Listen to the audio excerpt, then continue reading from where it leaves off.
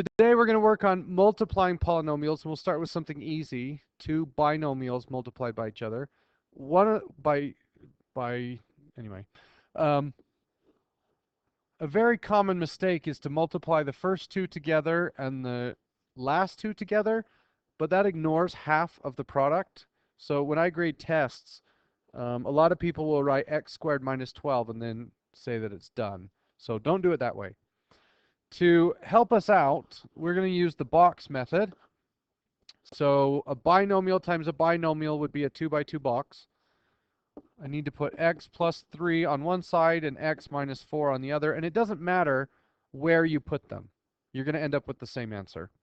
Each square is the product of the row and column that it resides in. So this box here is x times x, which is x squared.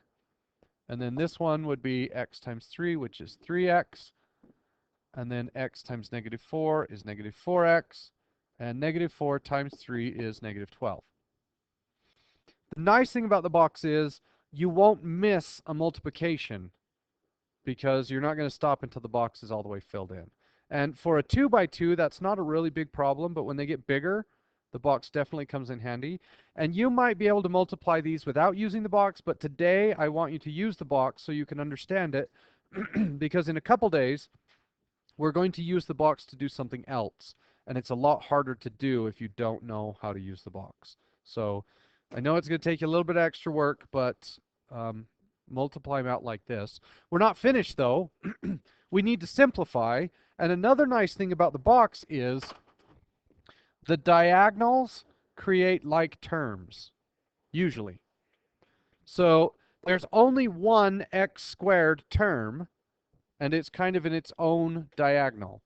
So I write x squared, and then both of my x terms are in that middle diagonal. Negative 4x plus 3x is negative x, and then the negative 12 is kind of off by itself. Does everybody understand that? This one and this one made that. Hey, back off. He'll burn your house down.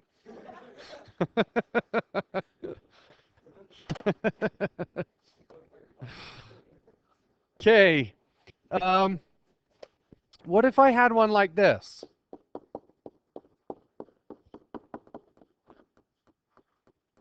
This is still a 2 by 2. X minus 4 and x plus 4. What's going to go in the first box? X squared.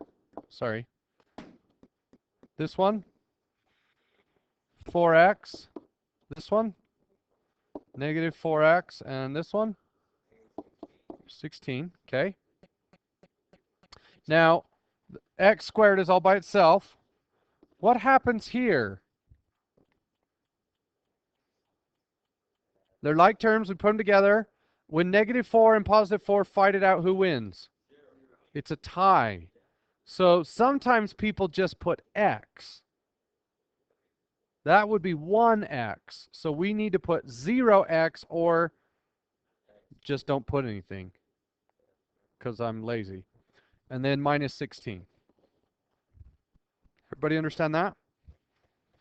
Okay. What about this?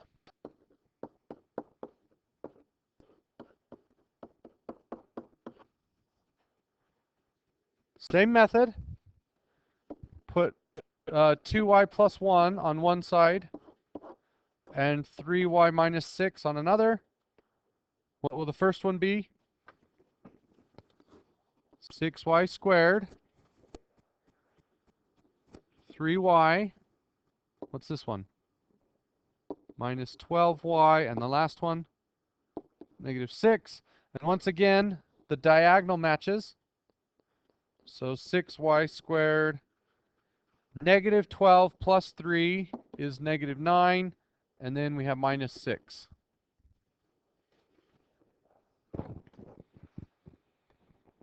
Okay.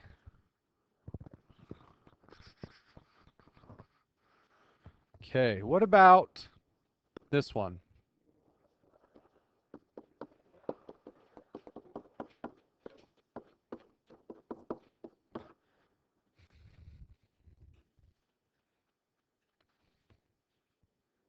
How does this change the problem when I have a trinomial and a binomial? 3 by 2. Does it matter if it's 3 by 2 or 2 by 3? No, doesn't matter. So I'm going to put 3x squared plus 2x plus 1, and then x minus 4. And then I just do exactly the same thing that I did before, but now I have 2 extra squares. So 3x cubed, good, plus 2x squared plus x, and then negative 12x squared, and then minus 8x minus 4.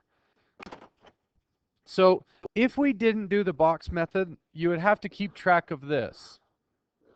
Oops, that's one too many. And then this. And then this. And it's kind of easy to make a mistake, to skip one. But the box is nice. You just finish once you fill it out. And the other nice thing about the box is this. Those are the like terms. Everything kind of lands in a diagonal. So the x to the third is all by itself. And then these two make negative 10x squared. And these two make negative 7x and minus 4. Does that make sense? Okay.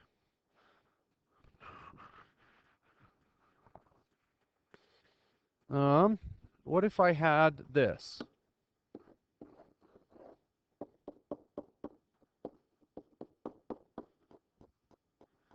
What is the area of that rectangle?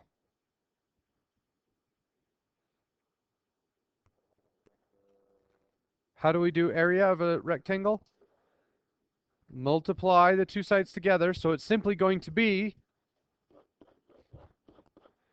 2x plus 3 and x plus 1. And then you multiply that together. Does that make sense? Okay. What if I had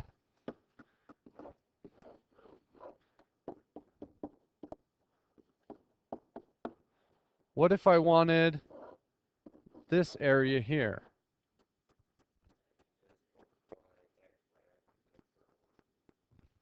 So you multiply x minus 4 and x plus 1, and then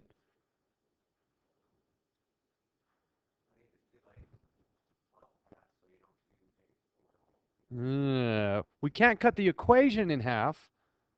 We have to cut our answer in half. Does that make sense? So you'll do everything and you'll get the equation x squared minus 3x minus 4, and then you just divide that by 2. Does that make sense? Okay. What if I had this? And this piece here was x plus 1, and this piece up here was x plus 2. How do I find the area of the whole shape? So I multiply this by this, and that will give me this area, and then you triple everything. Does that make sense? Okay. So your assignment is 2.2. It's on page 73. And this says use the distributive property, use a table, use the FOIL method. We're just going to use the box method on everything. So if it says find the product, just use the box. Okay. So we're going to do 11 through 11 through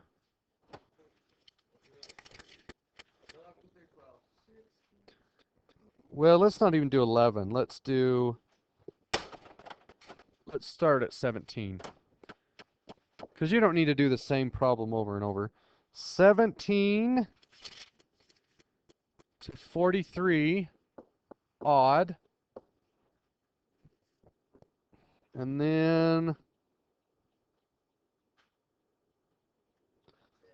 And then 40,